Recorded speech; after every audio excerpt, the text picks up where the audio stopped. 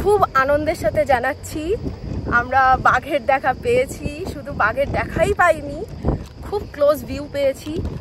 আর বাকিটা সবটা full details একদম ব্লগে থাকবে। বান্ধবগড়ের ডিটেলস ব্লগ, এই ব্লগটায় থাকবে সমস্ত ডিটেলস, কটা থেকে কটা এই সাফারি হয়, ক্যান্টার থাকে, জিপসি থাকে কটায়। তো সবাই একটু দেখে নিও, আর সবাই প্লিজ লাইক সাবস্ক্রাইব করে নিও আমার ছোট পরিবারটাকে আরও বড় করে দেওয়ার জন্য।